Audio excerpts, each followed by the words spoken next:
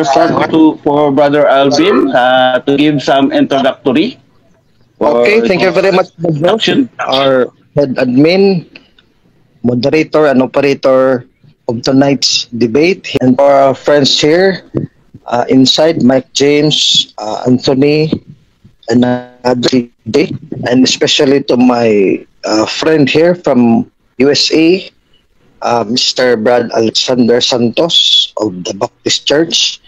Good evening. I hope we can learn many things from this debate. I will prove the proposition that the Catholic Mary is the biblical Mary, or the biblical Mary is also the Catholic Mary according to the scriptures and other references. So I hope many things we can learn from this debate. Thank you very much, Badros. Okay, that is Brother Alvin Gitamunumbok from the Roman Catholic Church. So we will give the introductory to Pastor Alexander. Good day, good morning, good evening to all of you. My name is Alexander Santos. I'm a Baptist, and right now, what we're going to study is the biblical Mary uh, of Mary. So, what I'm going to do though is to do or to ask the purpose of Mary of being mother of Jesus. That's what we're going to see, and that's what we're going to try to articulate what is the purpose of Mary in the Bible. So thank you so much. I hope you learn a lot. I hope you see the differences so that you may learn something, so that you may know things, so that you may see what's going on from the Bible, especially the doctrines. Good day again, and I hope you learn a lot. Thank you. Okay, thank you very much, Pastor Alexander Santos. So, Brother Alvin, are you ready to present your presentation argument for 10 minutes? Please unmute your microphone, Brother Alvin. Muted. Hello, Badros. I'm sorry, I'm muted. I'm already on. I'm ready, Badros. Yes. Okay, as soon as you speak, your 10 minutes time limit will start, Brother Alvin. Okay, thank you very much, Mr. Moderator. And once again, good evening to you and to my worthy opponent. I'm honored to once again debate with Brother Santos of Baptist Church. He is now based in the US, and I'm here based in Cebu City, Philippines. And to all my friends out here and all the listeners and viewers, tonight's debate will prove that the Catholic Mary is the biblical Mary, or the other way around, the biblical Mary, the Mary in the Bible, is also what the Catholic Church teaches about Mary, or the Catholic Mary. So I will start here with this standard Catechism of the Catholic Church, CCC. According to Pope St. John Paul II, this is a sure norm for teaching the faith, the Catechism of the Catholic Church. Page 139, Mary's Divine Motherhood. Article 495, it reads, called in the Gospels the Mother of Jesus, Mary is acclaimed by Elizabeth at the prompting of the Spirit, and even for the birth of her son, as the Mother of my Lord, quoting Luke chapter 1, verse 43. Saint Elizabeth, filled with the Spirit, said and exclaimed, who am I that the Mother of my Lord come to me? Luke chapter 1, verse 43. In fact, the one whom she conceived as man by the Holy Spirit, who truly became her son according to the flesh, was none other than the Father's eternal Son, the second person of the Holy Trinity. Hence, the Mother Church confesses that Mary is truly Mother of God, or in the Greek, Theotokos. Mother is Tokos, or bearer. God is Theos in the Greek, or Theos equals God. It is also found in Matthew chapter 1, verse 23. The virgin shall conceive a son, and shall call his name Emmanuel. Matthew 1:23. Emmanuel means in the Hebrew, God with us.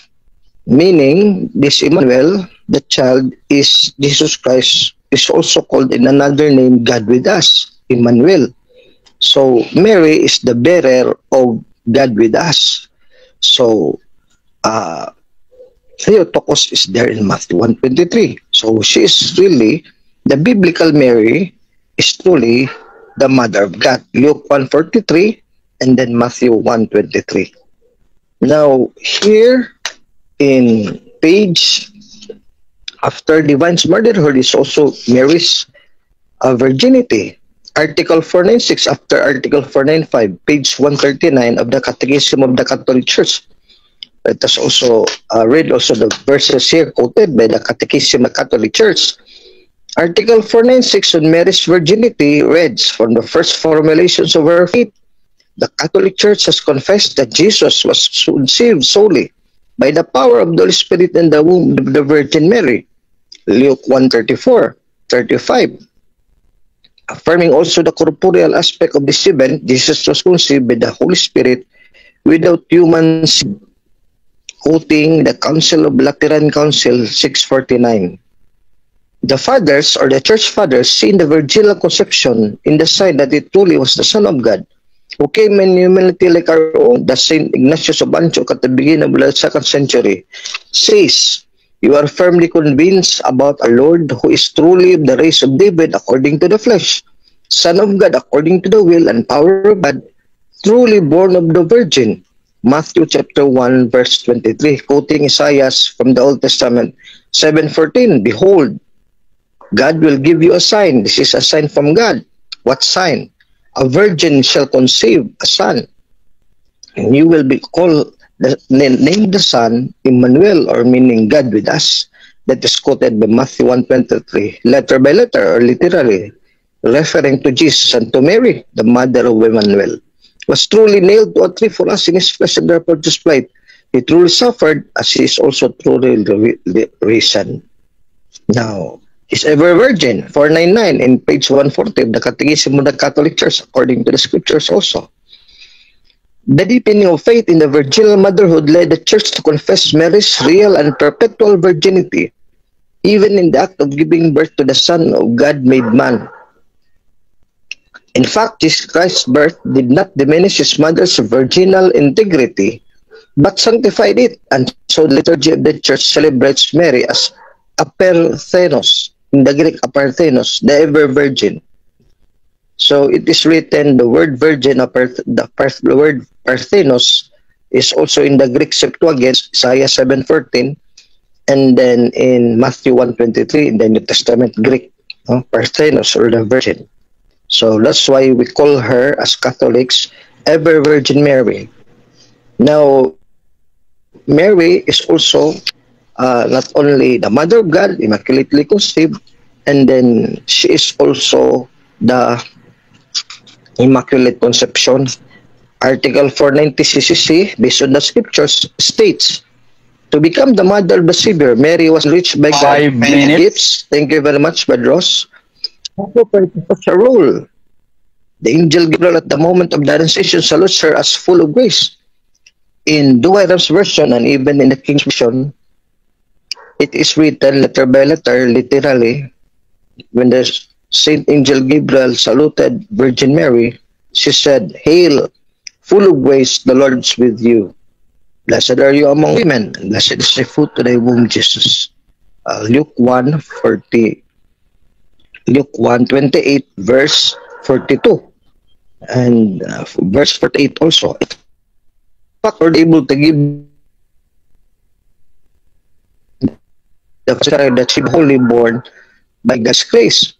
Through the centuries, the Church has become ever more aware that He is full of grace. In the Greek, kekarene, meaning fullness of grace, intensively inside her soul and body, from the right instant of when she was conceived in the womb of the Saint Anne of her mother, until she was full of grace internally and externally, meaning in her good works. Through God was redeemed from the moment of her conception. That is what the dogma of the Immaculate Conception confesses, as Pope Pius IX proclaimed in 1854. The Pope says in the Fabulous Deus, the Most Blessed Virgin Mary was from the first moment of her conception, by singular grace and privilege of Almighty God, and by virtue of the merits of Jesus Christ, Savior of the human race, preserved immune from all stain of original sin, the Blessed Virgin Mary. Very clear in the Fabulous Deus, Pope Pius IX, 1854, then Singer 2803, based on Luke chapter 1, verse 28, Te Caritomene. Now, Mary is also assumed body and soul into heaven. So she is called Assumption by the church according to scriptures, because in Revelation chapter 12, verse 1 to 6, a woman there is given. This is also a sign of God, a great sign upward it has, says St. John the Revelator, Revelations or Apocalypse chapter 12, verse 1 to 6. A woman was clothed with the sun, meaning was clothed with the power of God, and the moon is under her feet, and 12 stars crowned on her head, and she was giving birth to a man-child who will rule the world with an iron rod. This person, who is the man-child, is no other than Jesus Christ, our Lord. Verse 5 to 6 was caught up heaven. This is our Lord Jesus Christ who will rule the nations with an iron rod. Psalms chapter 2, verse 7. And then the mother of Jesus Christ, our Lord, who will rule with an iron rod, is no other than the Blessed Virgin Mary. Luke 1, 27 to 35. So meaning, Mary is seen now by St. John in heaven. So fittingly, because she should be assumed body and soul after her death, she should not be left on the tomb, because like her son, who is resurrected, she also should be resurrected, because her son, and Savior, took her flesh, body and blood from Blessed Virgin Mary. So when Christ's body and blood is perfect, resurrected, and went to heaven, so also the body and blood of which the source, which is the Blessed Virgin Mary, should also go to heaven, resurrected also, and assume body and soul in heaven. Revelation chapter 12, verse 1 to 6. Therefore, I have really demonstrated through the scriptures, letter by letter, to the Catechism of the Catholic Church, as taught by the Catholic Church for 2,000 years, which is a sure norm for teaching the faith according to Pope St. John Paul II. I have quoted here about Blessed Virgin Mary. I have easily demonstrated once again, my friends, gentlemen here, and all listeners and viewers, that really the Blessed Virgin Mary is the Catholic Mary. That the Catholic Mary, which we, the biblical Mary, which is we read in the scriptures, really, who is the Mary that we taught in the Catholic Church?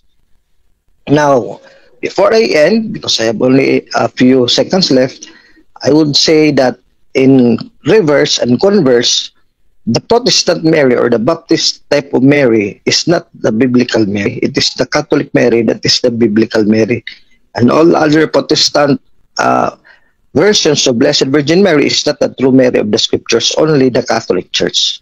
Because I have quoted letter by letter once again, according to the scriptures, to the Bible, the Wireless Version, King James Version, and NAD Bible, Protestant and Catholic, and according to the teaching of the Church in our CCC. But Ross, I still have time? Or I'll just end up here for the last 3 seconds. 12 seconds. Okay, thank you very much, and good evening. God bless. Okay, that's the presentation of Brother Alvin Gitamundo. So let us move to the cross-examination for 7 minutes. Okay, Brother Pastor Alexander Santos, 7 minutes for the cross-examination. Okay, you mentioned that Mary is sinless. Yes or no? Yes, I've mentioned it. This based on Luke chapter 1, verse 28. The Greek word of the full of grace is kekaritomene, which Catholic and Protestant scholar affirm that it is full of grace intensively in her soul and body and extensively from the first moment of her birth, the day when he went up to heaven in Assumption. Next question. Okay, I'll just repeat my question. You said that Mary is sinless. Yes or no? Unmute, unmute, unmute. Okay, thank you very much for the question, Brother Alex. My answer is affirmative, yes. According to Luke 1:28, full of grace there in English, from the Greek is kekaratomene, which means according to Protestant and Catholic scholars, full of grace intensively and extensively from the first moment of her birth until her assumption into heaven. Next question, please. When they offer sacrifice, is that mean they're sinners? Yes or no? No, Blessed Virgin Mary, although she offered in the temple, does not mean she's a sinner, simply because she's just following Jesus Christ in Matthew 3:15, the needs or the requirements of the law. That is the requirements of the law. Does it mean automatically that she is a sinner? Okay. Did you say that Mary is the mother of God? Yes or no? Yes or no? Yes, it's based on Luke 1:23, the mother of the Lord, letter by letter, and Matthew 1:23, Mary is the mother of Emmanuel, God with us. So Theotokos is there in the Greek. Theos, meaning Emmanuel, in the Greek, God with us, and then the bearer, Tokos, the mother. Luke 1:42-43, Next question. Matthew 1:23. Oh, if you are the mother of God, do you need a savior? Yes or no? Of course, yes. Luke 1:47, Mary acknowledges that Jesus, her son, is her Savior and Lord, but does not mean that she will be in sin. She can also be saved by saving away her from sin. So, giving her away from the demon and from sin. That is what is written in Revelation 12:1-17. He was never affected by Satan. Okay, so my fourth question is this. If Mary is if Mary is the mother of God, did Mary have sex with her husband? Yes or no? No, because in Luke 1:34-35, it would be the Holy Spirit to be conceived by Jesus Christ in the womb of Mary. Matthew 1:18-21. This is the conception by the Holy Spirit, spiritually, not physically, by Saint Joseph and Mary. Next question. Next Okay. question. My last question is this. My last question is why did Jesus call Mary mother instead of woman instead of mother? Actually, in the English Bible, in John 19:25-27, John chapter 2, verse 4-5, in the marriage of Cana, the word used in Greek is genai, can also be translated mother. So, it's not only woman, but it's also mother in the. Okay, thank you. That was the five question of Pastor Alexander Santos. So let's move to the 10 minutes negative stand of Pastor Alexander Santos from the Baptist Church. Pastor, 10 minutes. Okay, first of all, we have to understand that the purpose here is to identify who Mary is and who Mary was. Okay, in the Bible, it says that in the Bible, it says in 1 John 5:7. For there are three that bear record in heaven, the Father, the Word, and the Holy Ghost. And these three are one. Okay? These three are one. So, what happened here is God is acting in three persons: Jesus, Father, and the Holy Ghost. These three are one God. What you see right here, Brother Alvin is explaining that Jesus is God Himself according to His power, according to His nature, and according to His person, or as a person. So I want you to understand that the purpose of this debate is get the value of Mary. What happened in RCC, or Catholic Church, they consider Mary as Mother of God, so that you can pray to Mary. You can pray and ask for something, so that Mary can talk to Jesus, because Jesus is his mother, so that he can give you everything that you ask for. So what is the gist? Mary is another mediator here. If you understand the Bible, the only mediator is Jesus Christ. He said, I am the way, I am the truth, and I am the life.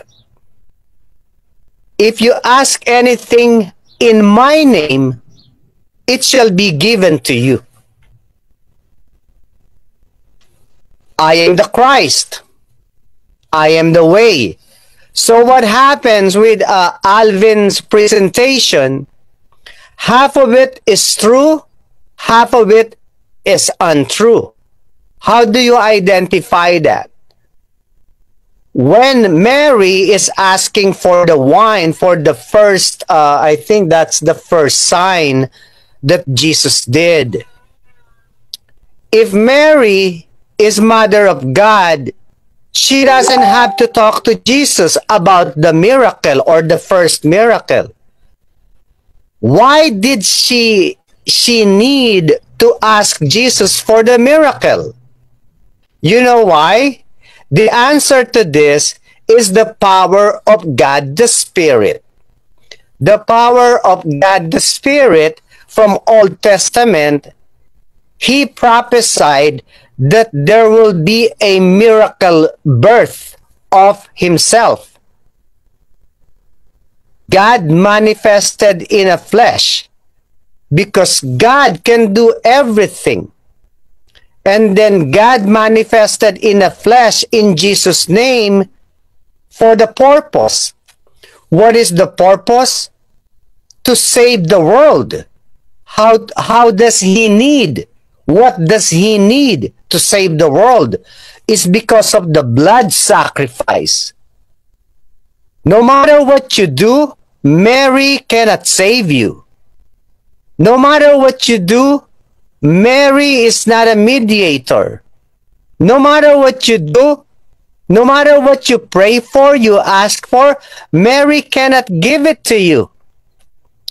Mary is just like Apostle Peter, Apostle Paul, Isaiah, Moses, Abraham, Noah, John, Matthew, Mark, Luke, and John, Malachi, David, Solomon. It just so happened that Mary was the chosen one to deliver the manifestation of God in that person as a flesh. He was, or she was, chosen by God to save the world as a miracle birth. And I asked Brother Alvin about the sacrifice, the law. The law of God is you have to be circumcised, and no one is righteous. God said no one is righteous. God said all the imagination and the thoughts of human are completely evil. 5 minutes. Thank you. Or evil continually. All, including Mary.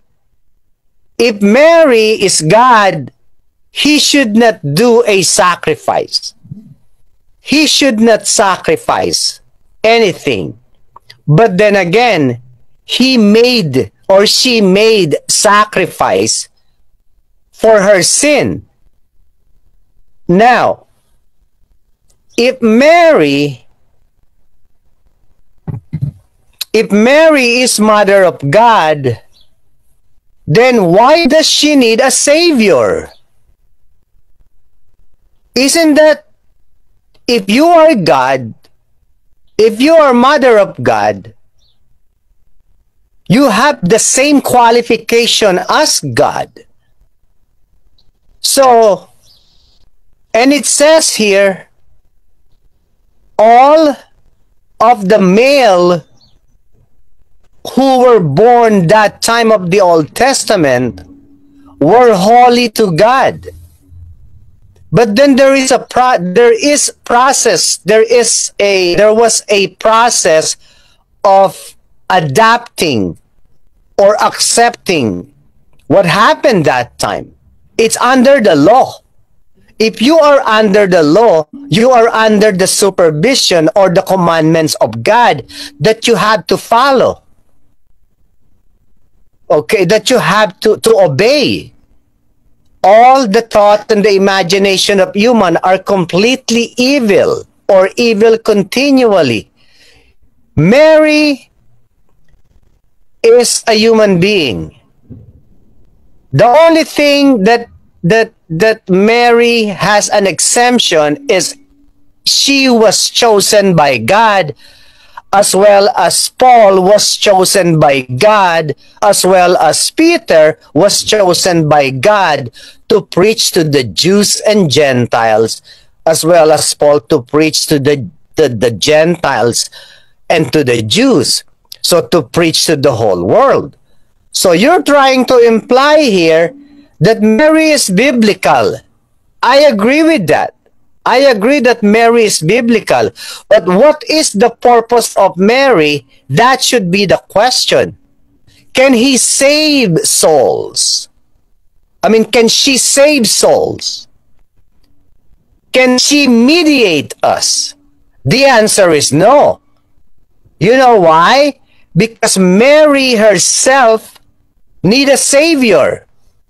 If you need a savior, that means you are nothing but a human being.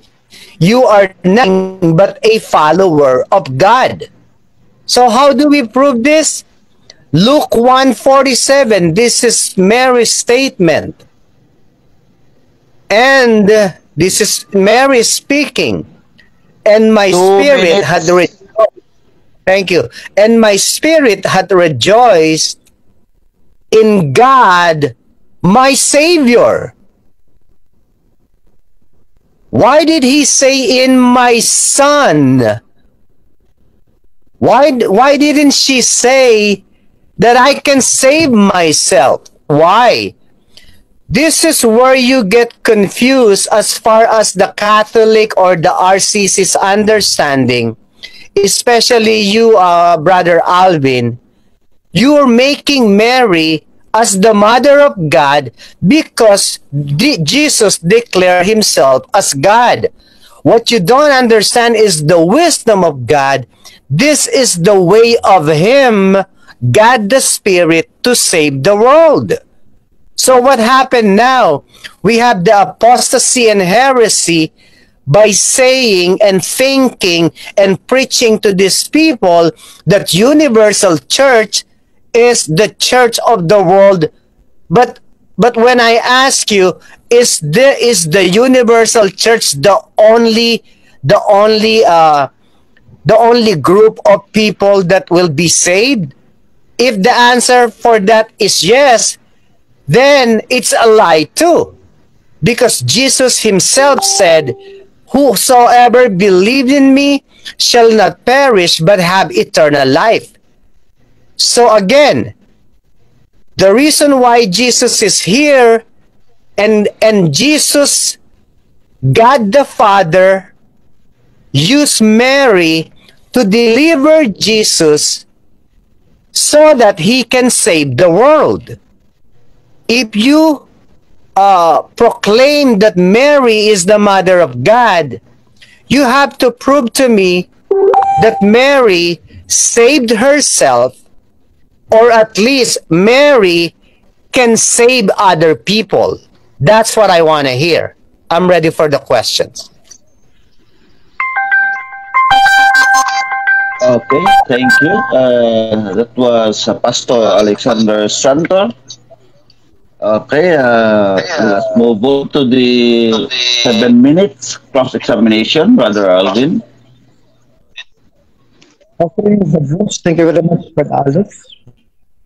You said, as a premise, if a person sees Jesus as a savior, then he is a sinner, or he is a sinner. As a premise, in John 12:27, Jesus said to the Father, Father, save me from this hour. So does that mean that Jesus is also a sinner because he wanted to be saved by the Father? Yes or no? Okay, no. The answer is no, because Jesus has a mission. Remember, he humbled himself. He is manifested from God the Father to flesh to carry the sin of the world. So that doesn't mean that he is a sinner. He's the exemption of man. Next question. Next question, Brother Alex. So Mary has also a mission, being the mother of Jesus Christ. So now, since Mary has a mission like Jesus, he bore the Son of God to be flesh in the incarnation. So do you not accept that she can also help in saving humanity by giving birth to the flesh of Jesus? Yes or no? Yes, he can. She helped. She does do that because she was chosen by God. But the question here is, can Mary save the world? She cannot. She cannot save the world. Only Jesus. However, in your RCC understanding, she can save the world, or at least souls. Mary never saved anyone. Next question. Next question. Yes, Brother Ross, my question is, St. Paul says in 1 Corinthians 9:22 as a premise, I live as a Jew among the Jews, and I live as a Gentile among the Gentile to save all. That is based on the Greek, to save all. You can also save. So now you will accept that Mary, like St. Paul, can also save all. Yes or no? Okay, what Paul is saying, it's yes from Apostle Paul. Paul were called to preach the gospel. Mary were called to deliver Jesus Christ. So that is a different entity. That is a different subject. That is not the same. So the question should be, who did Mary save? Who did Mary save? Next question. As well as what is Mary's gospel? Okay, my question is, if they have different ways of saving, Mary to birth to Jesus and St. Paul to preach the gospel, then Pastor Alex, so who is greater? Mary, who bore Jesus, so he can be incarnated on earth, or St. Paul, who is only preaching the gospel of Jesus? Who is greater, Mary or Paul? Okay. They're the same. They're the same. They were both chosen by God. Okay? Paul preached the gospel of salvation from Jesus, and then God chose Mary to deliver a miracle birth to save the world. They are the same. They were both chosen people in terms of Paul and Mary. Next question.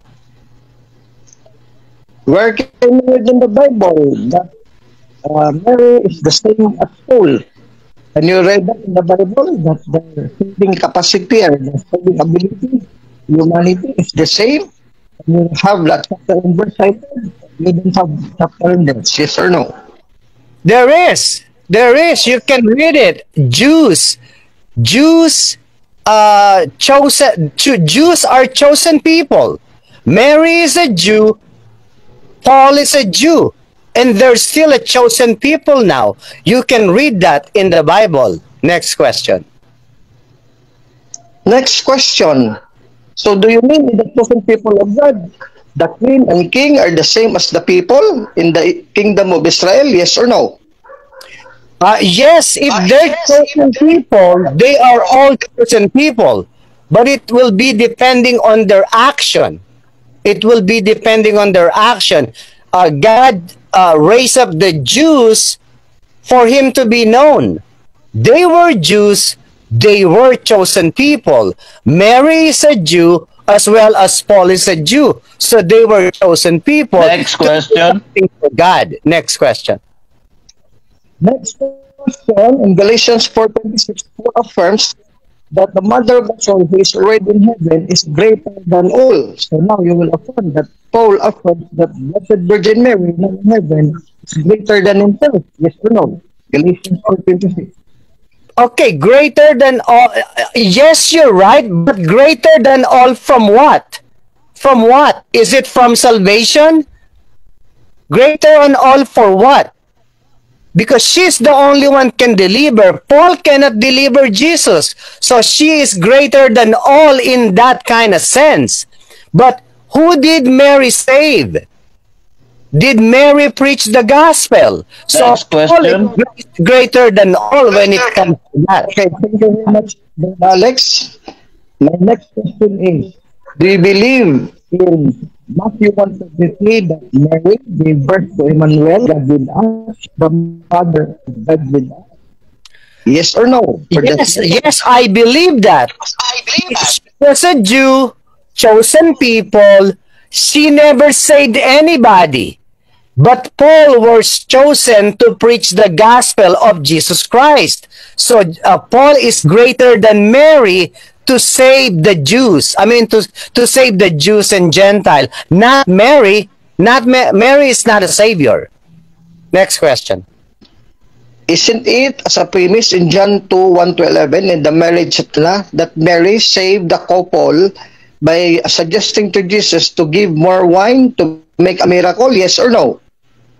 Save for the situation, yes, but not their souls.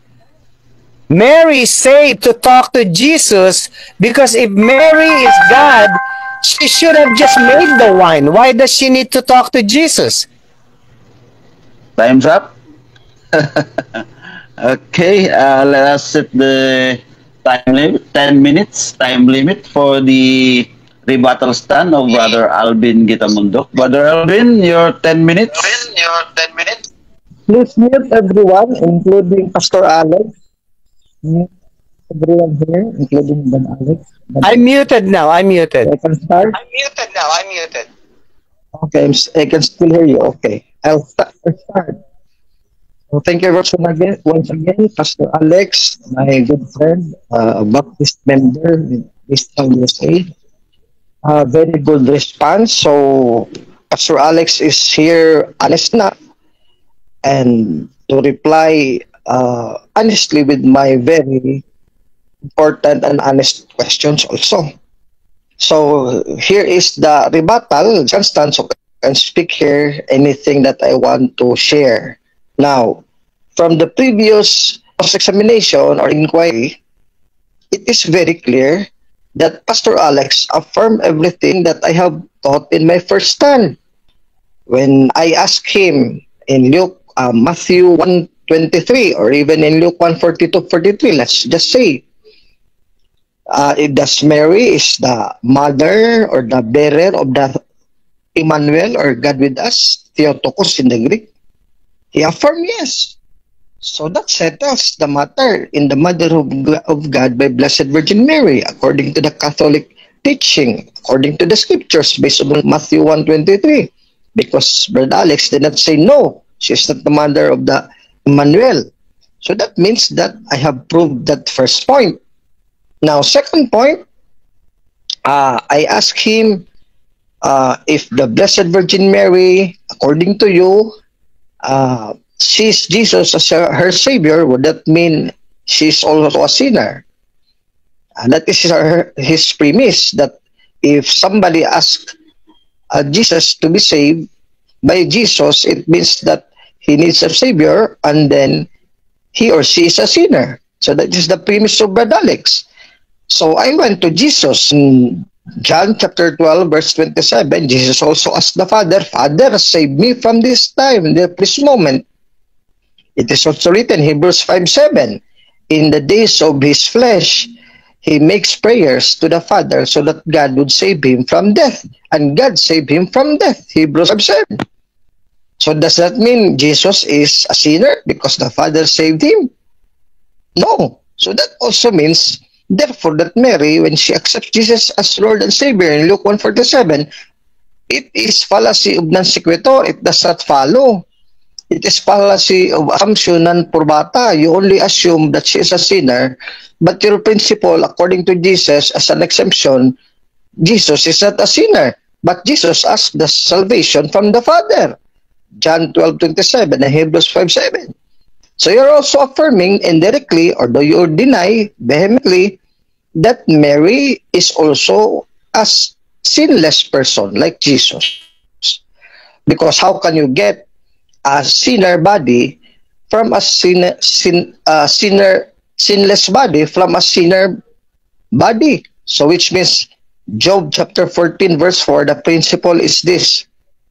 How can you get says Job, the patriarch Job 14:4, how can you get a sinless person, a pure thing from an impure thing, or a sinner body or sinner person? So you cannot. So therefore, if Jesus is a sinless person, then Mary, her mother of her flesh and blood, which Jesus take away as a human in the incarnation, then Mary is also sinless. So a sinless person begets a sinless person.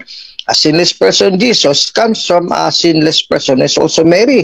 That is in consonance with the principle in Job 14:4 and proven by Luke chapter 1 verse 28, which Pastor Alex did not rebut.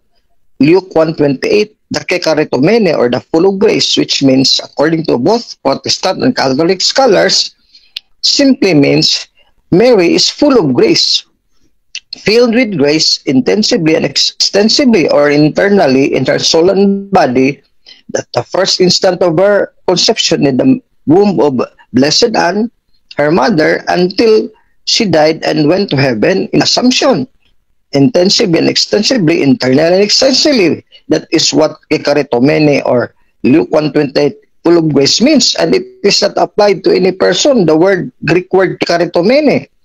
So that means Mary is singled out. That's why we give a special blessedness and special veneration to our Mother, Blessed Virgin Mary. Now, Pastor Alex here denies that Mary cannot save anyone.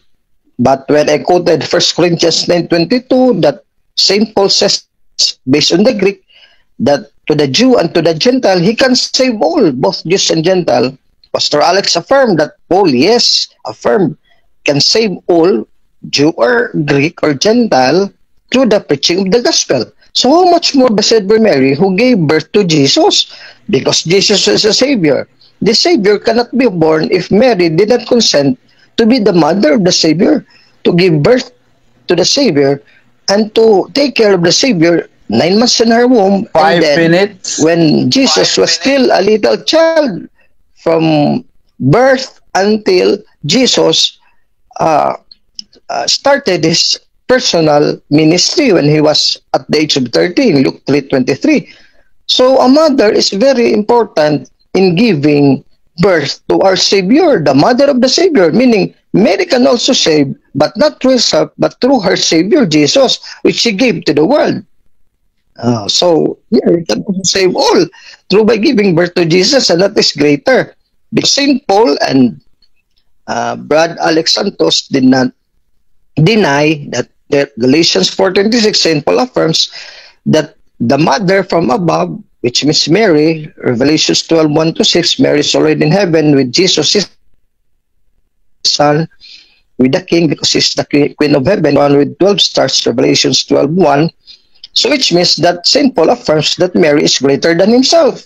But Brother Alex Santos here affirms in the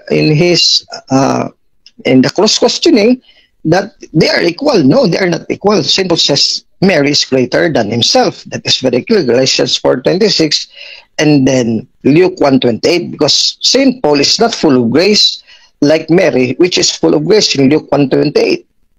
That is very clear.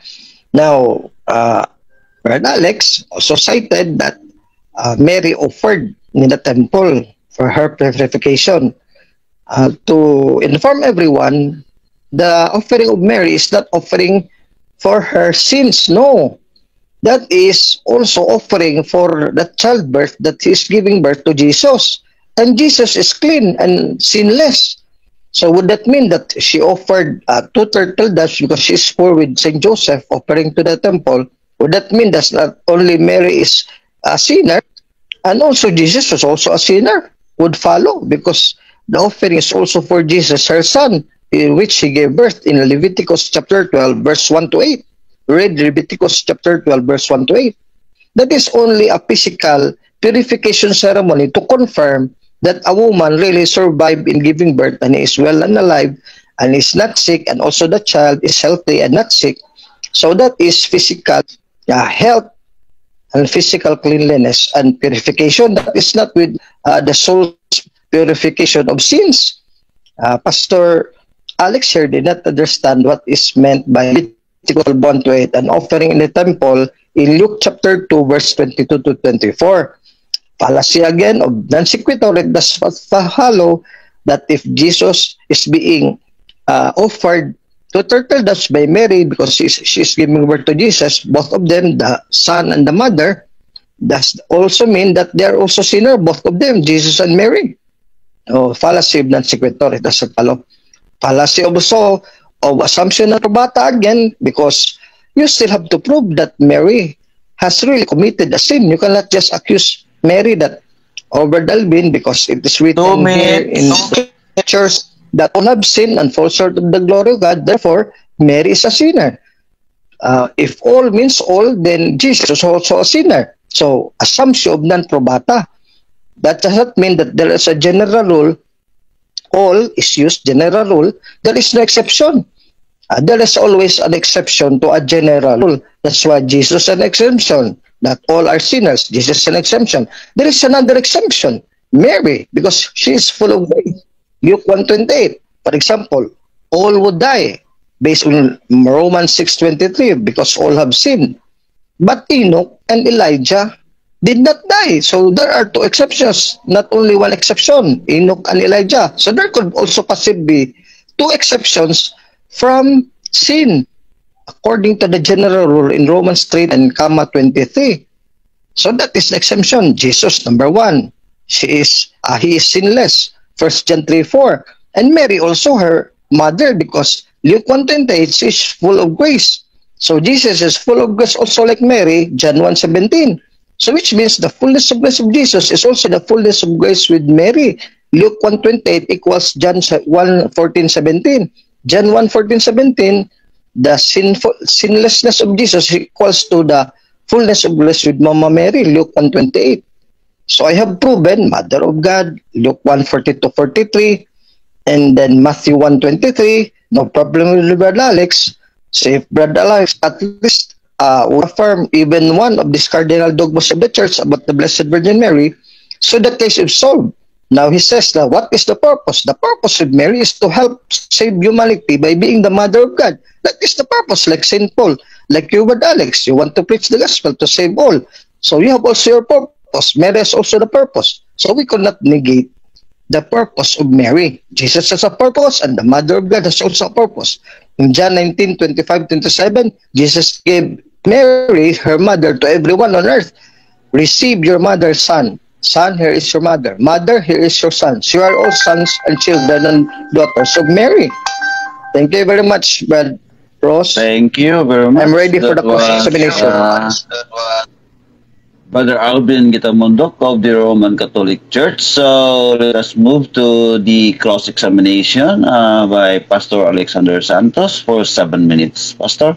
Okay, like what I've requested, I don't want to take the 7 minutes, but this time I have 6 questions. Is that okay?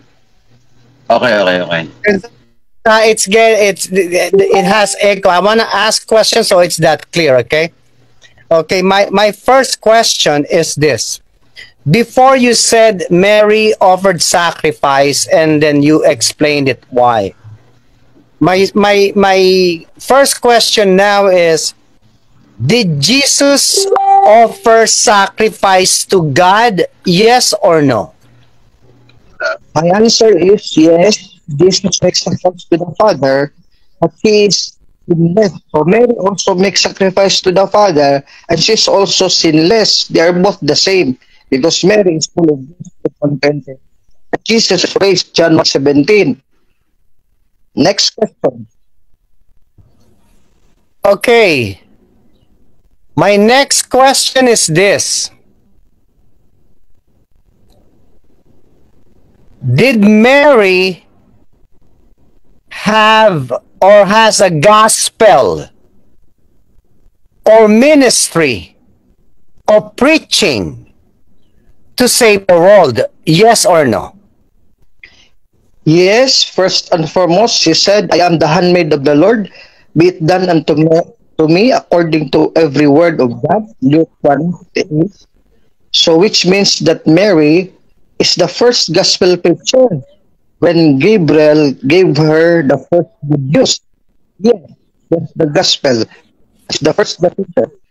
And she's the first benefactress and of Jesus. Next question. Next one, Alex. Okay, I have I have to suggest to you, Brother Alvin, now when you answer, try to slow down because I think we can understand partly of what your answer is. Okay, so try to slow down a little bit. So let's see if we can grasp everything. So now my third question, I think my third question is this: can Mary talk to Jesus now? Yes or no?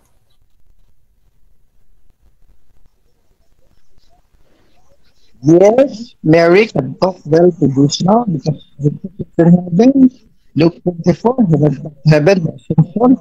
The regeneration by assumption, body and soul is taken by God in heaven. Revelation 1:6.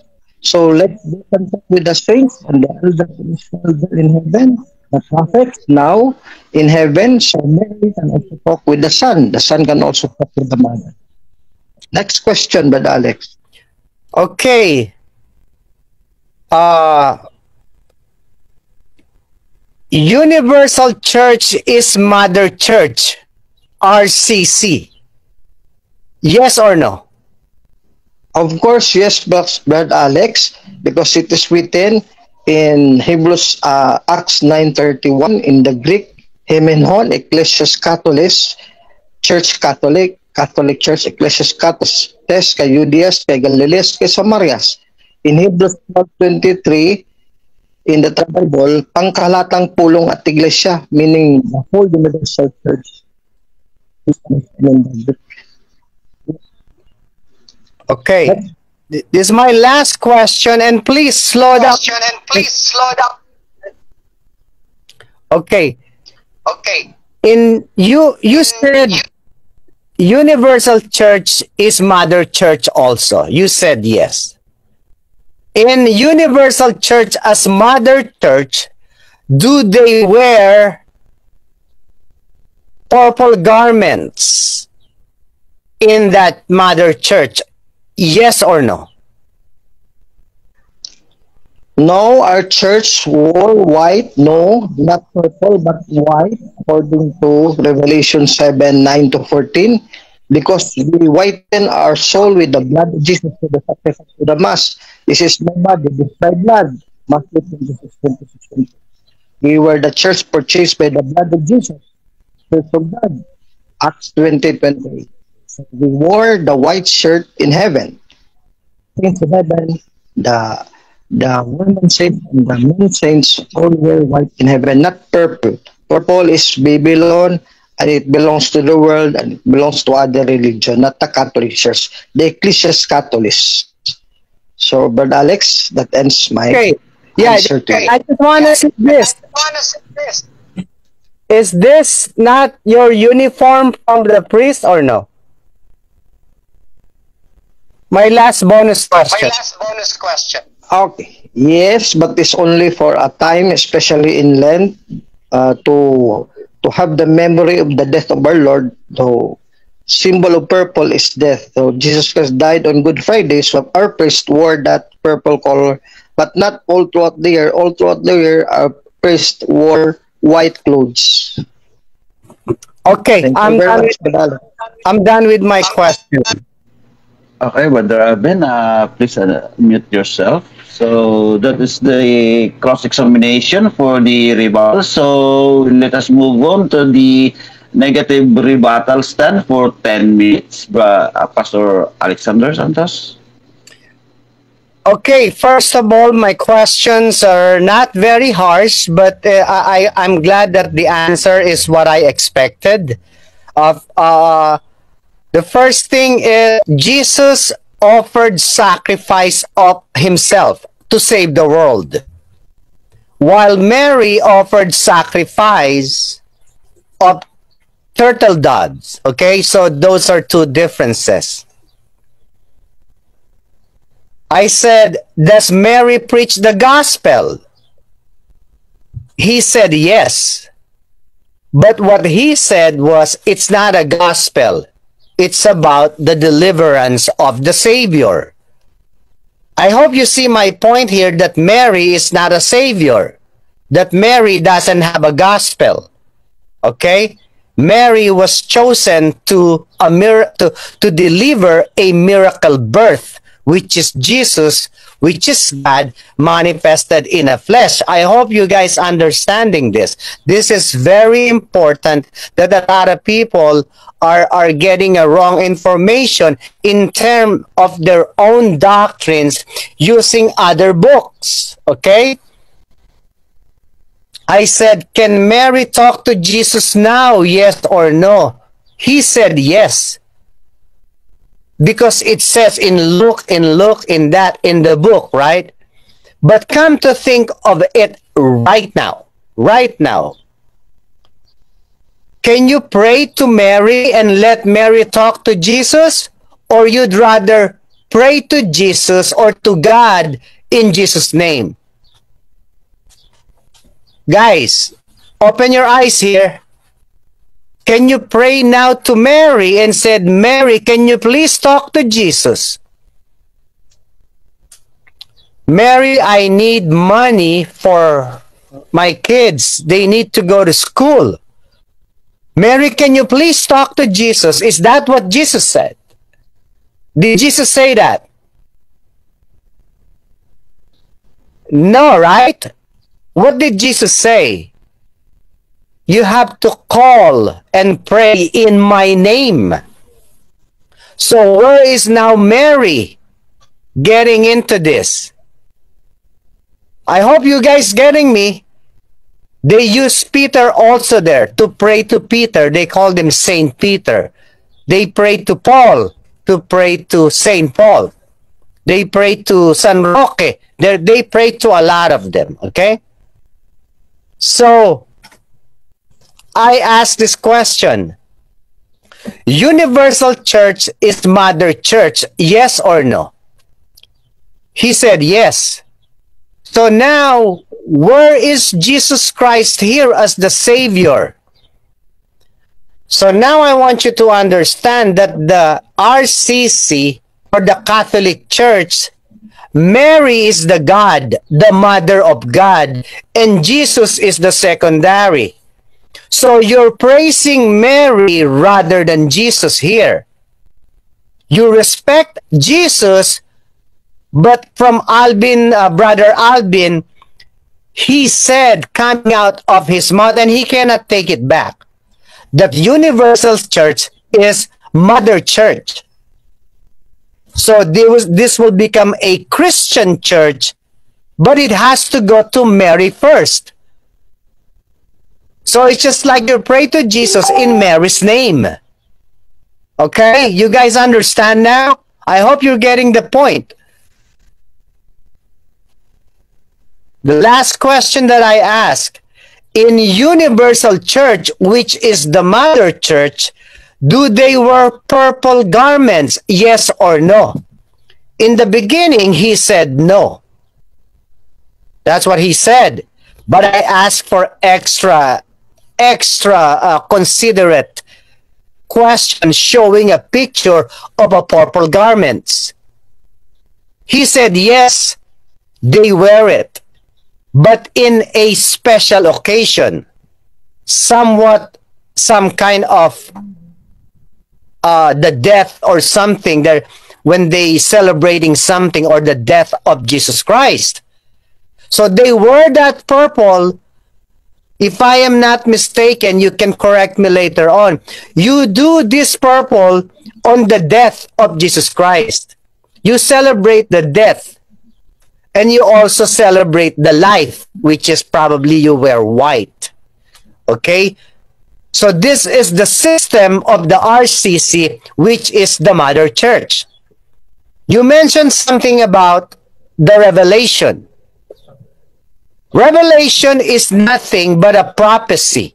This is prophesied already. The Bible is done from 100, from first year to 100 years.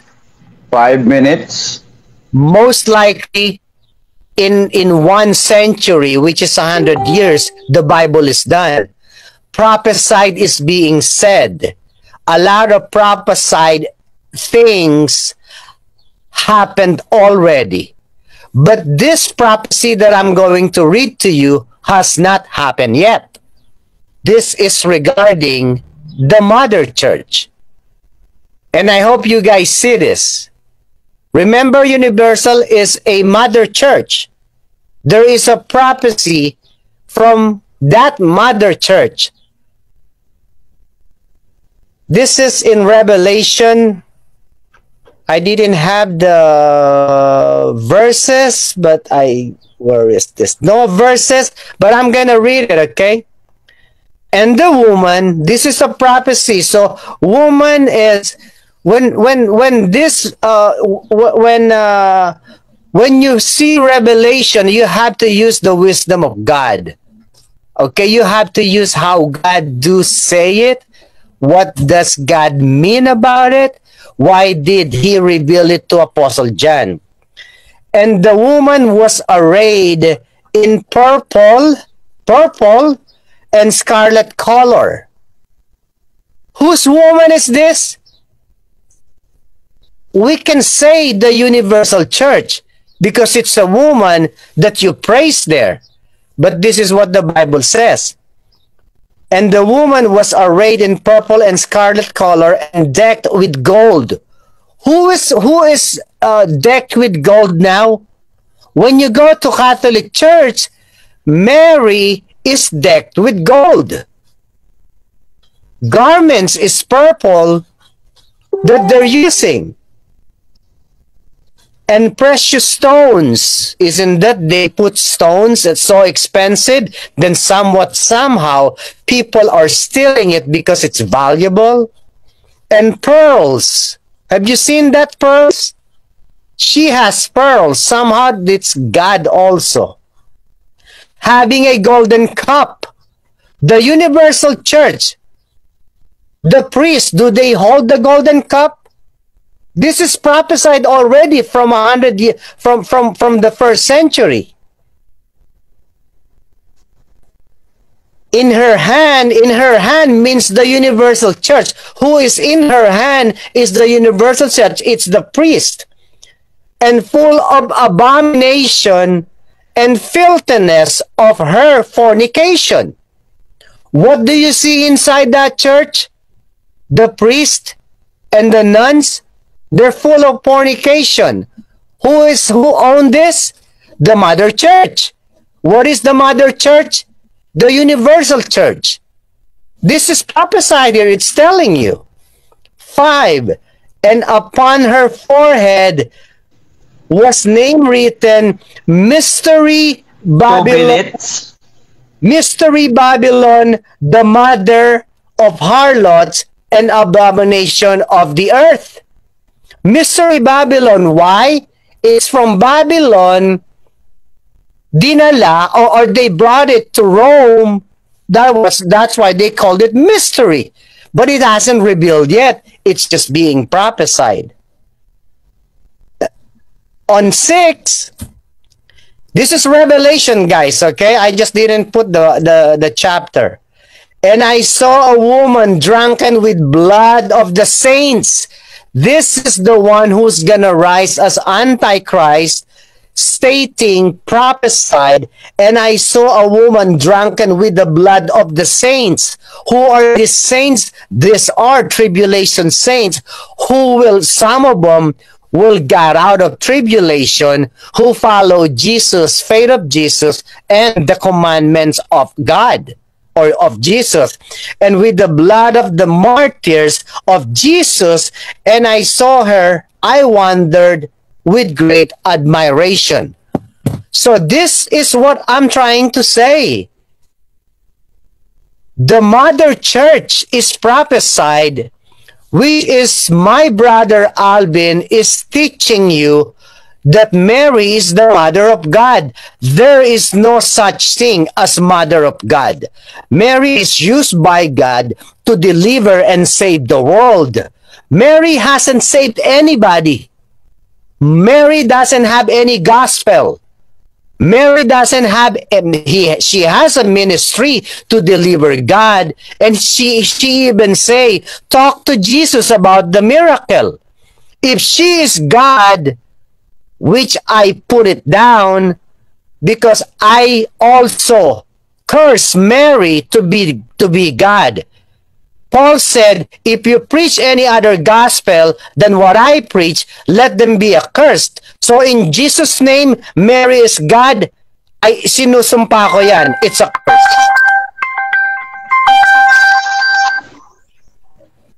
Okay, thank you very much. That was the rebuttal stand of the negative side, Pastor Alexander Santos of the Baptist Church. So let's go to the 7 minutes cross-examination, Brother Alvin. Yes, I'm ready, but Ross, my question, Brother Alex, listen very well, carefully.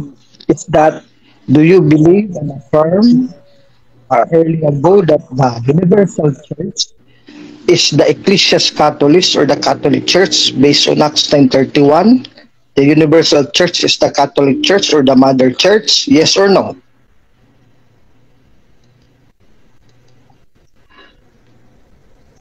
Pastor Alexander, you are muted, so please unmute your microphone. Okay, I understand the question. The answer is no. Because the church, the meaning is the body of the believers. The church is a group of people, not the mother church. Group of people, not the mother church. Next question. The Universal Church or the Mother Church is not the Catholic Church as a premise. So meaning in Revelation 17 that you quoted earlier in your rebuttal stand, the church is not the prostitute or the woman in the Revelations, yes or no? No. Okay, the Christians were already raptured there.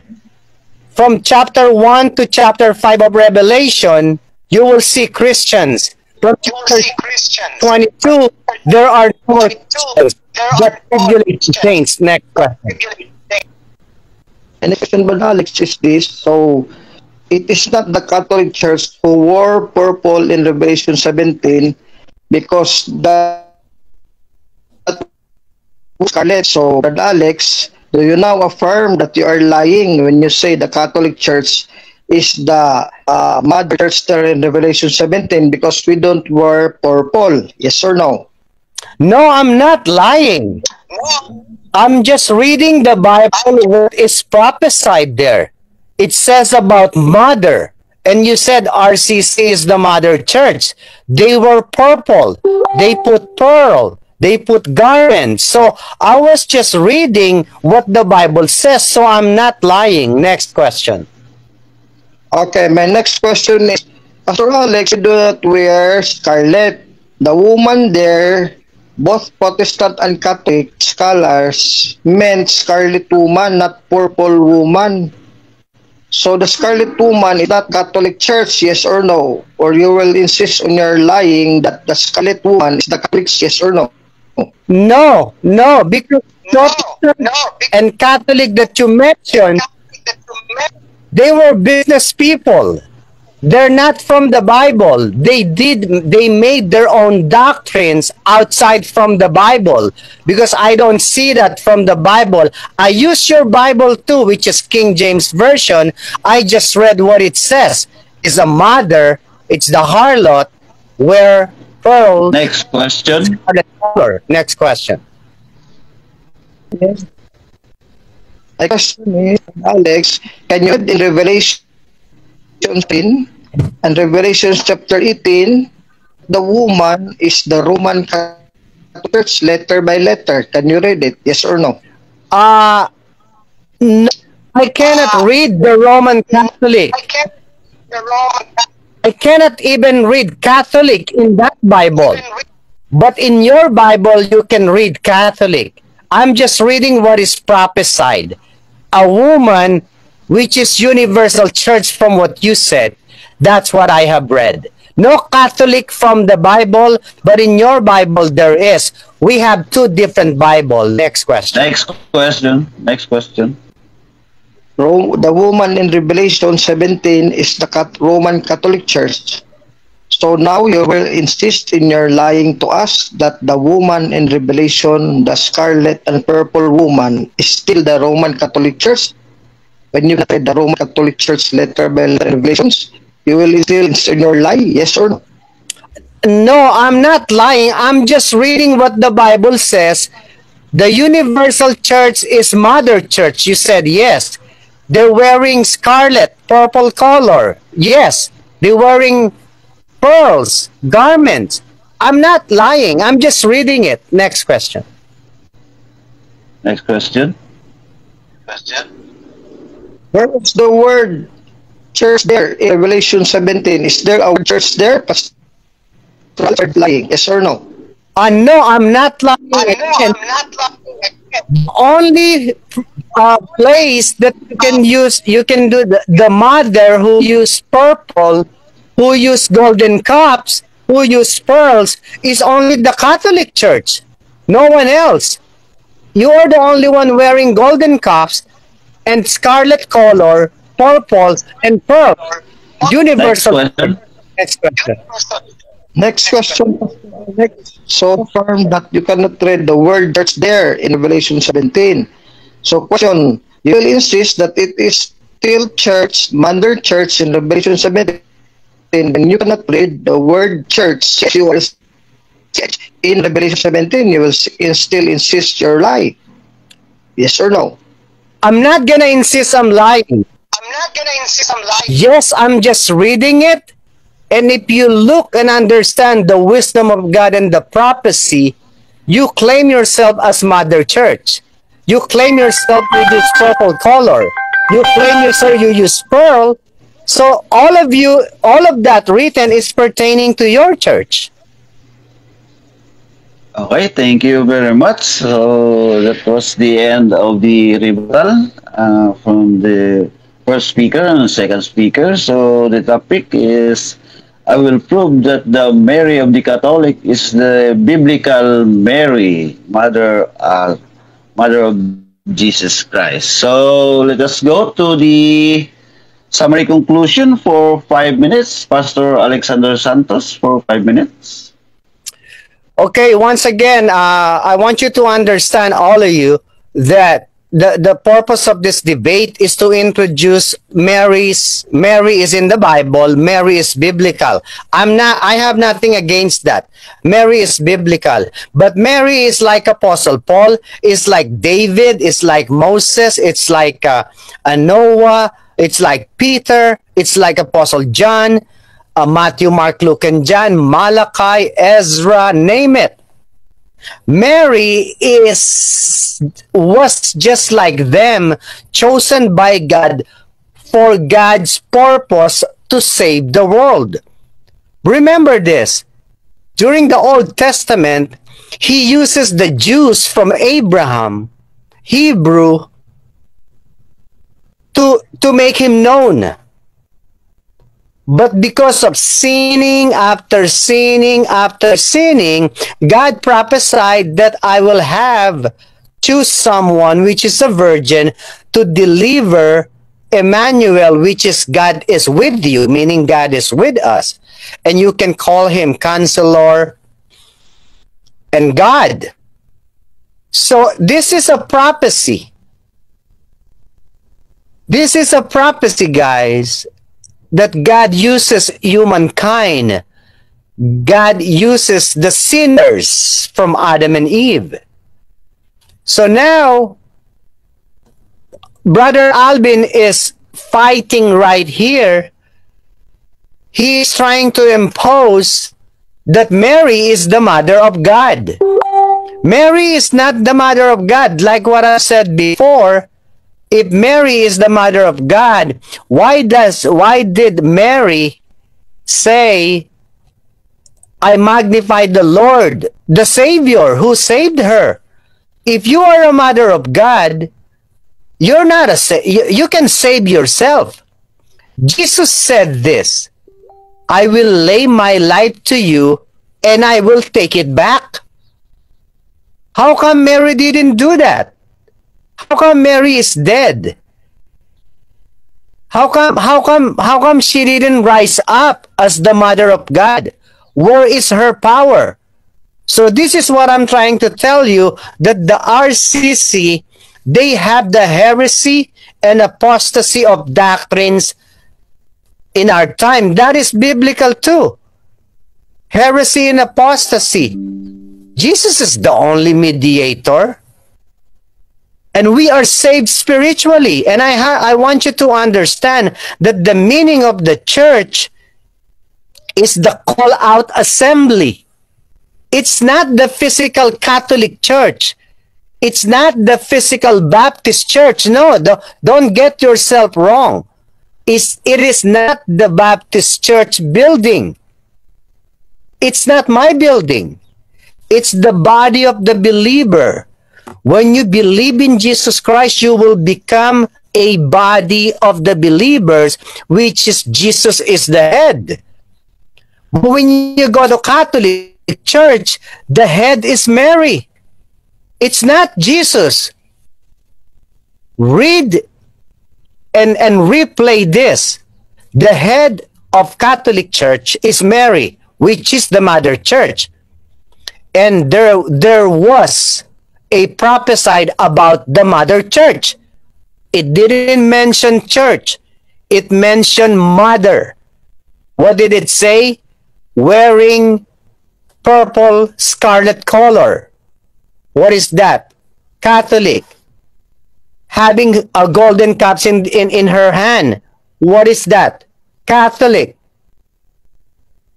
Wearing garments, right? Pearl and decoration. Where is that? Catholic. So this is being prophesied. Again, you have to really think for yourself. If you die now in Catholic Church without believing the blood of Jesus Christ alone as the only mediator, you will go to hell. All of you, if you don't believe the blood of Jesus Christ alone, that he was the Lamb of God, he made himself as an animal, as the Lamb of God. That's the warning for you guys. Whatever blood shed, whatever piece of blood drops in his coming from his body, that is the salvation. He sacrificed for us. Why are you making it Mary? I curse that Mary of Catholic Church. She is accursed. She is not God. She is not the mother of God. She is just a Jew chosen by God. Okay. Thank you very much. So that is the summary conclusion of Pastor Alexander Santos. So let us go to Alvin Gitamundok of the Roman Catholic Church for his 5 minutes summary conclusion. Brother Alvin? Thank you very much, Bro. And my friend here, Brad Alex, based in America.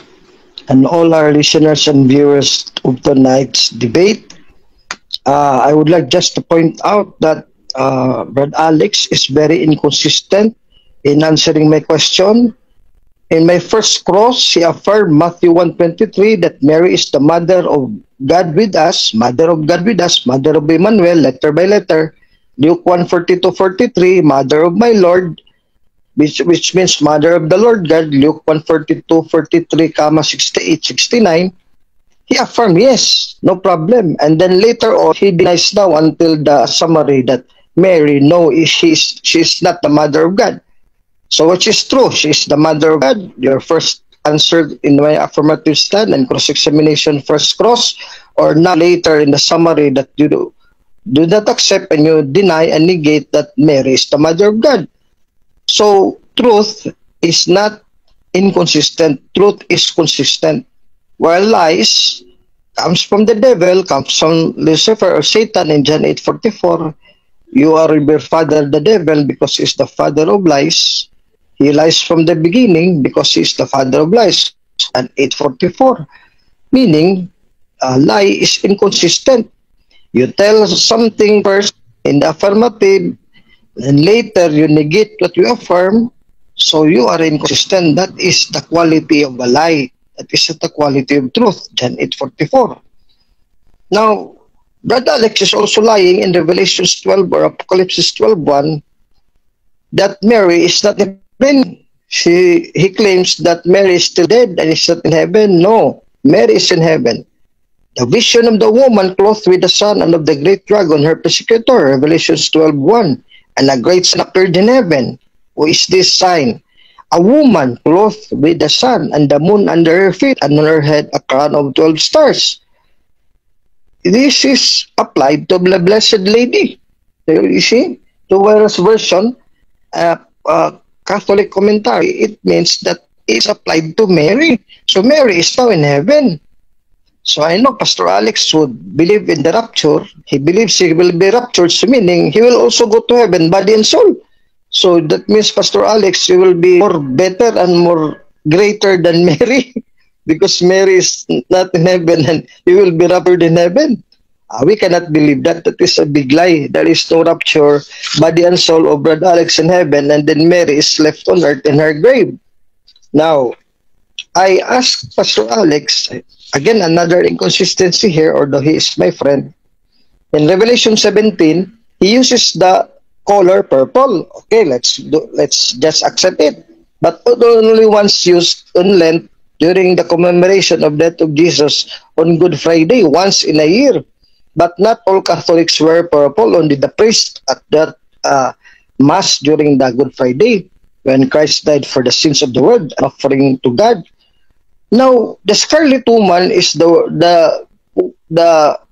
color that is scarlet. He did not use scarlet because it cannot apply to the Catholic Church because the scarlet woman is not the Catholic Church. We do not have scarlet even in Lent. We do not commemorate the death of Jesus, Brother Alex, with scarlet color. And Protestants and Catholic scholars say that the color of the woman is a purple woman. It is really the scarlet woman. So the scarlet takes predominance as the color of the woman, the prostitute in Revelation 17 and Revelation 18. So it does not mean the Catholic Church. In the scriptures, I ask you, you accuse us that it is Roman Catholic Church, the RCC, the mother church in Revelation 17 and 18. And I ask you can find the letter word for word, Roman Catholic Church. You said no. There is no letter by letter, but you claim, Belvin, that it is the mother church, therefore it is the Catholic Church. So meaning you are lying to us. You insist on lying. Accusation, thou shalt not accuse the fellow men. Or Exodus chapter number 16, Brother Alex, because that is a mortal sin to accuse us. Because you cannot accuse us. Because number one, you affirm there is no letter by letter, literal word, Roman Catholic Church in Revelation 17 and Revelation 18. And you evaded the question, scarlet woman. There is no purple woman according to Protestant scholars. The dominant color is a scarlet woman. So that doesn't apply to the Roman Catholic Church. So again, you're inconsistent. You are insisting on your lie. That's why I question you. Would you still insist on your lie, Pastor Alex? You said, I don't have to insist anything.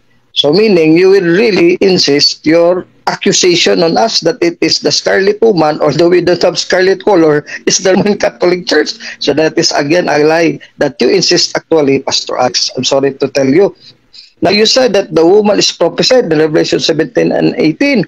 No, you take the word of Jesus as a lie in Matthew 16, 18, 19. It cannot apostatize. It cannot be a prostitute or a harlot or a mother church which took away back the truth of God, because Matthew 16, 18, you are Peter, and upon this I will build my church. The church is the Ecclesias Catholis in Acts 10:31. Okay. Amen ho, Ecclesias Catholis des Ayudias Kigales Samaria. Maraming salamat. Thank you very much. Good night. God bless. That was the two great debaters promising Pastor Alexander Santos, a famous pastor today in the social media, and our chief apologist from the Roman Catholic Church, Brother Alvin Gitamundo. No? So thank you very much for a very decent and very professional debate this evening, Brother Alvin and Brother Pastor Alexander Santos. Thank you very much. So this will be an example for the new generation debaters to come. Thank you very much for your examples. So here we are. We have to give Alexander Santos for his greetings for 2 minutes. Pastor Alexander? Please unmute your microphone, Pastor Alexander. Okay, Brother Alvin, it was a great debate. I loved it, and hopefully we can get a clearer audio. And I would like to challenge you, maybe in April for the Christ. It's not the rock is not Peter. Okay, I want to challenge you on that one.